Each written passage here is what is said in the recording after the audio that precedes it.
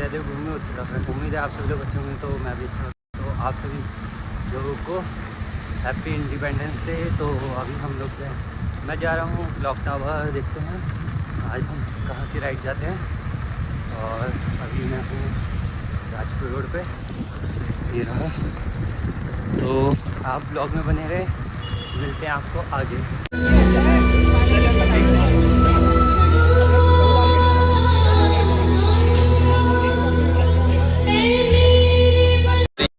अब हम लोग यहाँ से निकल रहे हैं।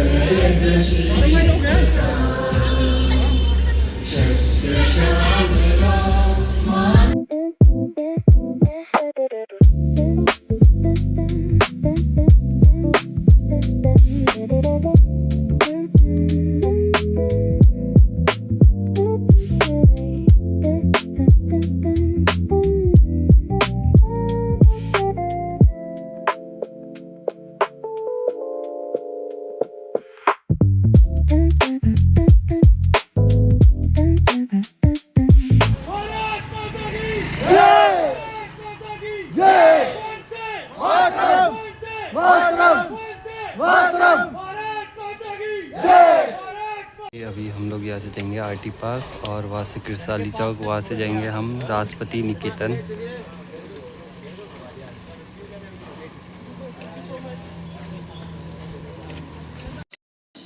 आईपीएस ऑफिसर क्या मुझे चेक करते हैं वो कहाँ है? महाराष्ट्र में। महाराष्ट्र में हम ठीक उत्तराखंड की बिल्डिंग के सामने खड़े हैं। Food safety department Uttarakhand, FDA department. तो वो उनका ऑफिस ये है, उत्तराखंड पूरा यहाँ से कंट्रोल होता हमारा एफडीए है ना। तो बस हम लोग पहुँच चुके हैं आरटी पार्क।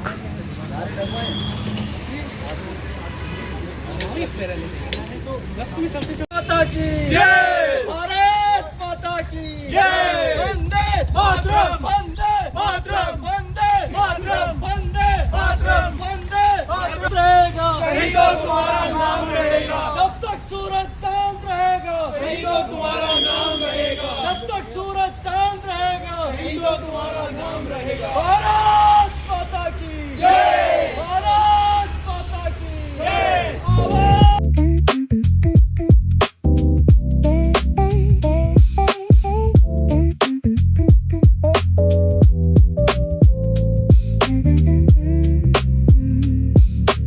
अभी हम लोग हैं सिटी फॉरेस्ट के पास। कौन नहीं आना चाहता फोटो में? आप क्या करें? सूचना है आप सभी को, है ना। 80वां स्वतंत्रता दिवस है हमारे देश का, और हमारे देश में इतने शहीद हुए हैं, जिनका काफ़ी लोग ऐसे हैं कि जिनका तो हम नाम ही भूल गए, और काफ़ी लोग ऐसे हैं जिनका तो आज तक नाम ही नहीं आया है। बहुत सारे ऐसे लोग हैं, हमने काफ़ी सारे लोग नहीं भी जानते हैं। बट आज का दिन क्यों, मैं माइक पकड़ा दूँ, क्यों मनाते हैं हम लोग? मतलब क्या है आपके लिए, क्या इम्पोर्टेंस है? एक एक लाइन में अगर कोई बोलना चाहे तो, कि आपके लिए स्वतंत्रता दिवस की क्या इम्पोर्टेंस है? 2-3 लोगों से पूछना चाहूँगा सर आपके लिए, शॉर्ट लाइन में। हाँ, पास में रखिए ना। आज़ादी के जो मायने हैं वो हमारे पूर्वज ही समझ सकते हैं, जिन्होंने वो बिकता वो आपदा देखी है, इसमें बोलने का, जीने का, खाने का, रोटी का, कपड़े का कोई भी हक उनका अपना भी था। आज स्वतंत्र होने से वो हक और कोई बोलना चाहेगा?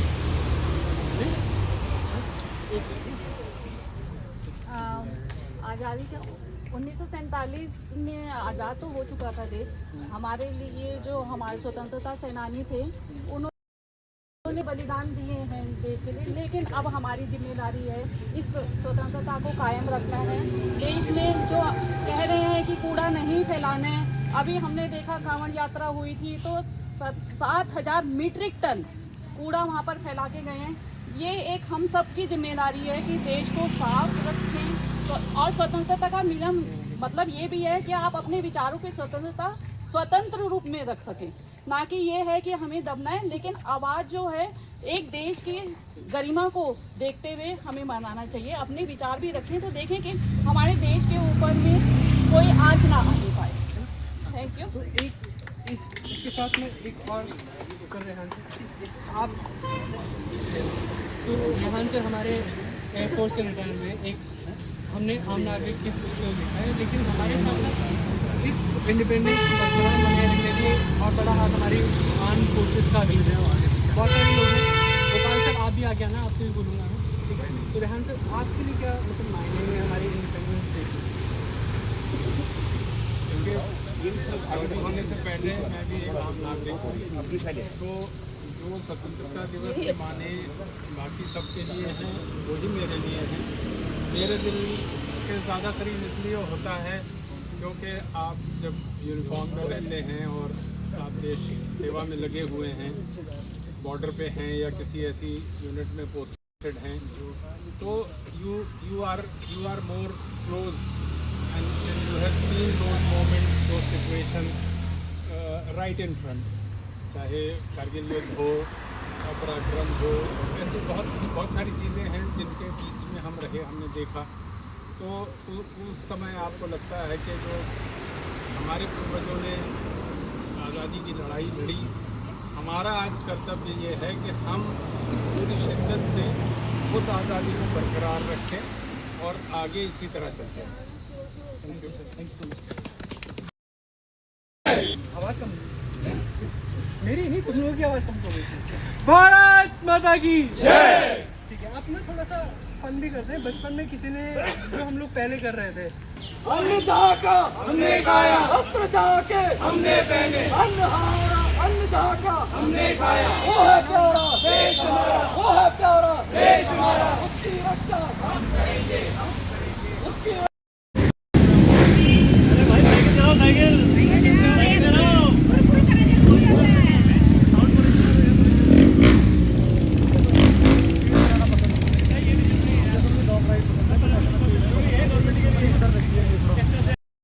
राष्ट्रीय निकेतन के गेट के सामने ये रहा। और आप देखेंगे यहाँ से यहीं पे हम लोग फ्लैग होस्ट करेंगे।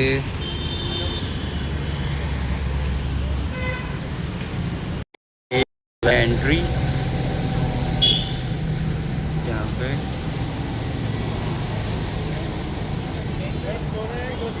एंटर कर रहे हैं।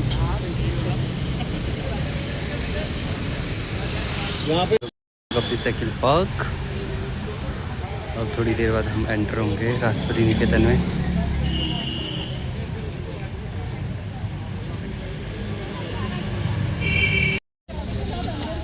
और ये अब हम लोग जा रहे हैं अस्तबल की साइड। एंट्रेंस इधर से हो गई।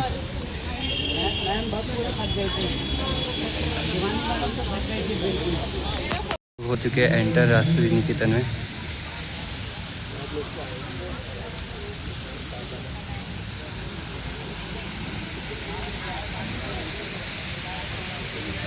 निकेतन ये कर रहे हैं यहाँ पर prepare. Check 1 2 hello mini window. Good morning sir. मेरा नाम सिद्धार्थ दत्तियाल है और आप जानते हैं कि मैं पहाड़ी पेंडर से ही हूँ। तो थोड़ा सा इस जगह के बारे में बता देता हूँ। ये 1838 से है ये कैंपस, और ये 1838 से ये कैंपस ये आया ही इसलिए था, ये घोड़ों के लिए आया था। उस समय इंडिया में ईस्ट इंडिया कंपनी होती थी, और ईस्ट इंडिया कंपनी का जो हेडक्वार्टर था वो वेस्ट बंगाल कोलकाता में था। तो कोलकाता में ही गवर्नर जनरल रहते थे और उनके पास अपने बॉडीगार्ड्स थे, जो कि कैवलरी यूनिट थी। कैवलरी यूनिट का मतलब होता है जिसमें घोड़े और घुड़सवार होते हैं। तो घोड़े जो हैं कलकत्ता की गर्मी में बीमार हो रहे थे। घोड़ों के साथ एक प्रॉब्लम है, अगर वो भागे ना दौड़े ना तो उनको इंडाइजेशन हो जाएगा और उनकी डेथ हो जाएगी। तो उनका भागना दौड़ना बहुत ज़रूरी था, है अभी भी है। तो जब उन्हें कलकत्ता में बाहर ले जाते थे तो गर्मी और ह्यूमिडिटी के कारण वो वैसे बीमार हो जाते थे। तो उनको इंडिया में एक ऐसी जगह चाहिए थी जो कि गर्मियों में भी ठंडी रहे। तो आप लोग तो जानते ही हैं, अगर आप घंटाघर में और आप राजपूत रोड की तरफ आ जाएं तो एक कुछ डिग्री जो है कम हो जाता है। तो वो तो कलकत्ता से उठ के आते थे। तो 6 महीने के लिए गवर्नर जनरल बॉडीगार्ड ने इस कैंपस को चूज़ किया। यहाँ पे 210 एकड़ का कैंपस ये इस्टेब्लिश किया था, वो घोड़ों के लिए ही था।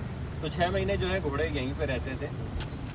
बाकी आप जानते हैं ऊपर एक बिल्डिंग है, वो 1929 यही बॉडीगार्ड यूनिट है, वो गवर्नर जनरल बॉडीगार्ड। बाद में वॉइसरॉय बॉडीगार्ड यूनिट बनी और आज़ादी के बाद ये प्रेसिडेंट बॉडीगार्ड यूनिट बन गई। अभी मैं घोड़ों के बारे में ज़्यादा बता देता हूँ। जब एक बार दोबारा हम एक बार उधर टूर करेंगे बिल्डिंग की तरफ, आपको पता ही होगा शायद, हम ये बिल्डिंग अंदर से देख सकते हैं। ऊपर प्रेसिडेंट हाउस है, तो जब प्रेसिडेंट देहरादून में आती है तो यहीं पे रहती हैं। तो उनका पूरा अंदर से आप बेडरूम, डाइनिंग एरिया, उनका ऑफिस एरिया, उनका गेस्ट रूम सारा देख सकते हैं। अभी आपके लिए गाइडेड टूर हो जाएगा इसके बाद, एक बार फ्लैग होस्टिंग हो जाए। तो यहाँ पे आप 6 घोड़े देख रहे हैं। ये प्रेसिडेंट बॉडीगार्ड के ही घोड़े हैं। एक घोड़े की लाइफ कितनी होती होगी? अराउंड 25 से 28। हाँ, 20 से 25 साल बेसिकली होती है। तो इनके अपने ब्रीडिंग ग्राउंड्स होते हैं, सरकार के अपने ब्रीडिंग, इंडियन आर्मी के आप कह लीजिए, इनके अपने ब्रीडिंग ग्राउंड्स हैं। वहाँ पे ये ब्रीड होने के बाद जो है ये इंडियन आर्मी या प्रेसिडेंट बॉडीगार्ड के पास आ जाते हैं। उसके बाद ये 20 साल जो है इनकी सर्विस होती है इंडियन आर्मी या प्रेसिडेंट बॉडीगार्ड के साथ। उसके बाद ये रिटायर हो जाते हैं। तो रिटायर होने के बाद भी ये अपने ब्रीडिंग ग्राउंड चले जाते हैं। पूरी सरकारी सुविधा मिलती है। जैसे आप देख रहे हैं, इनके पास कूलर है, अंदर फैन भी लगा हुआ है, फ्लाई कैचर भी लगा हुआ है। हर एक के पास अपना एक मतलब रख रखाव करने के लिए एक इंसान भी है। तो उनकी पूरी देखभाल की जाती है। बाकी आप देख रहे होंगे सबके नाम लिखे हैं, इनके नेम प्लेट्स भी लिखी हुई हैं। तो जैसे गौरव है, विक्रमादित्य है, इधर राइजिंग स्टार है, फिर एक सुंदर सी आशा भी है, वाइट कलर की जो है वो आशा है। वो केवल एक घोड़ी है यहाँ पे, बाकी सारे घोड़े हैं। उधर गब्बर और गौरव हैं, गोपाल हैं सॉरी। तो उनका नाम है, सबसे ऊपर जो है उनका नाम है, उसके नीचे आप देखेंगे तो उनका कलर कोड लिखा हुआ है। जैसे ज़्यादातर का बे है, बे का मतलब ब्राउन होता है। एक डी बे है डार्क ब्राउन। घोड़ी का नाम क्या होता है? इसका नाम घोड़ी का नाम आशा। गब्बर। उसका नाम चेंज जो सीनेट भी एक कलर आप देखेंगे तो कैश्यू नट है ब्राउन। एक डी बे है, गब्बर जो है डी बे है, डार्क बे, वो ऑलमोस्ट जो ब्लैक ही है। और जिन घोड़ों का कलर पता नहीं होता बर्थ के टाइम, उनको बीटीजी कर देते हैं, ब्लैक टर्न ग्रे। तो वो क्या आगे बने वो कुछ नहीं कह सकते। तो जैसे आशा के कलर कोड है BTG, ब्राउन टर्न ग्रे, जैसे कि होता है। तो वो जो है अब ऑलमोस्ट वो वाइटिश ही हो गई, आप देखेंगे ग्रेइश वाइटिश ही है वो। फिर उनका उसके बाद क्या है, वो मेल है या फीमेल, गेल्ड है या मेयर है। तो सारे के सारे इसमें गेल्ड ही है, केवल वो है आपका आशा एक मेयर है। इसके अलावा इंडियन ब्रीड है। अब ये मारवाड़ी घोड़ों का एक थोरो ब्रीड थी, उसके साथ ब्रीड मिक्स ब्रीड कराया था। फिर जो ब्रीड आगे बनी तो उसको इंडियन ब्रीड कहने लगी। फिर आखिरी में इनका ईयर ऑफ बर्थ होता है। तो शायद गौरव सबसे छोटा यहाँ पे है, 2018 का बॉर्न है, तो अराउंड 6 साल का, सॉरी 8 साल का यहाँ पे। और आखिरी में उनका हुफ नंबर होता है, जो कि उनका एक फाइल नंबर होता है, जिसमें उनकी सारी की सारी डिटेल्स होती है, उनके ब्लड लाइन, कौन से उनके पेरेंट्स थे, और भी जो भी उनकी जानकारी, जो पर्सनल डिटेल्स, वो सारी उसमें रहती है। बाकी आपने देखा होगा हमारे पास यहाँ पे कुछ प्रेसिडेंट बॉडीगार्ड्स भी रहते हैं, जो वैसे राष्ट्रपति भवन में ही वैसे स्टेशन रहते हैं। और कुछ क्योंकि ये कैंपस हमेशा से उनके लिए यूज़ किया गया है, तो कुछ हमारे पास यहाँ पे भी आपने देखे होंगे कुछ 6 फीट के लोग अभी हमने देखे थे। तो ये उनका वो है, डिपैरेक्ट्स आप कह सकते हैं कि यहाँ अंदर वो रहते हैं। यहाँ पे 3 से 4 ही रहते हैं। और ये हॉर्सेज भी टाइम टू टाइम जो है एक्सचेंज होते रहते हैं। अभी 13 जून को जब प्रेसिडेंट आई थी IMM इंडियन मिलिट्री के टाइम में पासिंग आउट कर रही थी, तो 2-3 हॉर्सेज इनमें से जो है चेंज हो गए थे। तो दिल्ली, ये एक तरह से आप कह लीजिए यहाँ पे अभी ये रेस्ट पे हैं। तो दिल्ली में तो बहुत सारी परेड्स होती हैं, साल में मोर देन 200 परेड्स होती हैं। मतलब हर दिन कुछ ना कुछ वाहन चला ही रहता है। तो वहाँ बहुत ही उनका लाइफ स्टाइल जो है एक्टिव रहता है। यहाँ पे थोड़ा जो थोड़ा थक जाते हैं, या फिर उन्हें लगता है कि किसी को रेस्ट है, किसी को इंजरी होगी, तो वो यहाँ पे आ जाते हैं। ये सामने उनका हॉर्स राइडिंग एरिया है, ये थोड़ा घोड़े जो है गोल गोल ही घूमते हैं। मतलब कुछ नहीं, आप देखोगे तो एक जगह पानी कैसे गोल सा वो बना हुआ है, तो बस वो उतने में ही जितनी उन्हें थकना होगा उतना ही घूमते हैं, अपना सुबह ट्रेनिंग करते हैं। तो अभी हम ऊपर नहीं, ये केवल प्रेसिडेंट बॉडीगार्ड के जो घोड़े हैं वो केवल यहाँ से जाते हैं दिसंबर के टाइम, जैसे क्योंकि 26 जनवरी की परेड होती है, तो उसके हैं ना ये तो वहाँ दिल्ली चले जाते हैं। फिर लबास, क्योंकि स्टेबल कभी खाली नहीं छोड़ा जाता, ये वाला खाते हैं। तो जिस दिन ये जाते हैं कुछ शेड्यूल ऐसा बनाते हैं कि जैसे ही ये जाते हैं सुबह दिन तक जो है लबासना के जो 23 घोड़े हैं, अराउंड उनके पास 23 से 30 प्राइवेट घोड़े हैं, तो वो यहाँ पे जाते हैं। सेम प्रॉब्लम लबासना में भी आज़ादी के बाद कि घोड़े जो है ठंड में अब ट्रेनिंग कर नहीं पा रहे थे बाहर, तो वहाँ बीमार हो रहे थे, तो उन्होंने फिर उन्हें नीचे भेजना शुरू कर दिया, क्योंकि ये कैंपस खाली रहता है। तो ये फरवरी मिड तक या मार्च मिड तक जो है यहीं पे रहते हैं लबासना के घोड़े। फिर जो है ये वापस आ जाते हैं। फिर अगेन जिस दिन ये जाते हैं ये सेम डे जो है ये हॉर्सेस यहाँ पे आ जाते हैं। तो अभी जो है बाकी हिस्ट्री आगे करेंगे। अभी आप लोग ऊपर आ जाए और यहाँ पे वॉक करते हैं घोड़े, हॉर्सेस जो यहाँ पे हैं। देखिए हम आ रहे हैं फ्लैग होस्ट जिधर साइड होगा, ये देखिए। और ये है हमारे कमांडो सर, ये देखिए यहाँ पर फ्लैग होस्ट होगा, यहाँ पे होगा फ्लैग होस्ट। अनुरोध है कि कृपया अपने स्थान पर राष्ट्रगीत वंदे मातरम के लिए सामूहिक गायन के लिए अपने अपने स्थान पर खड़े हो जाओ।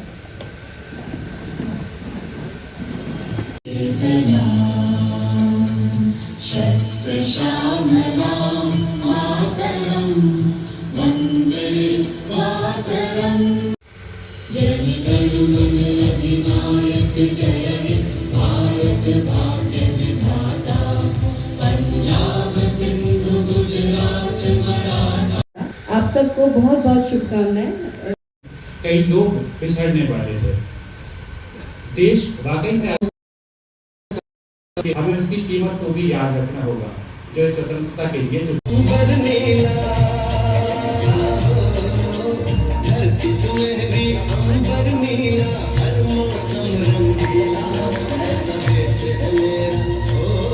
ऐसा देश है मेरा, ऐसा देश है मेरा, ऐसा देश है मेरा।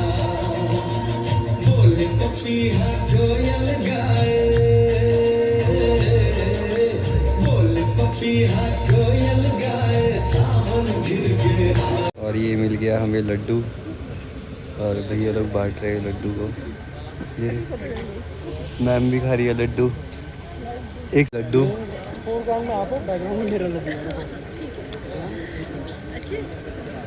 भाई और नहीं मिलेगा क्या? भैया लेके आए दोबारा लड्डू। थैंक यू भाई, थैंक यू भैया। और भैया स्कूल वाली याद आ रही है? हेलो हेलो, उधर कितने लड्डू मिलते थे आपके स्कूल में? मैं तो 4-5 खा रहा था सेटिंग कर। मैम आपको कितने लड्डू मिलते थे स्कूल में? हैं? ये तो बोल ही नहीं रही। मैम आपको कितने लड्डू मिलते थे स्कूल में? एक?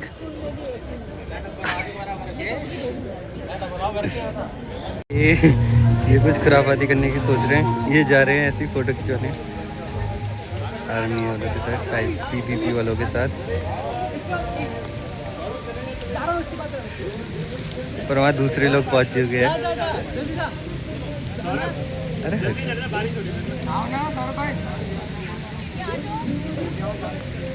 मतलब मैं जा रहा, हम लोग जा रहे हैं रास्ते देने की वजह से बारिश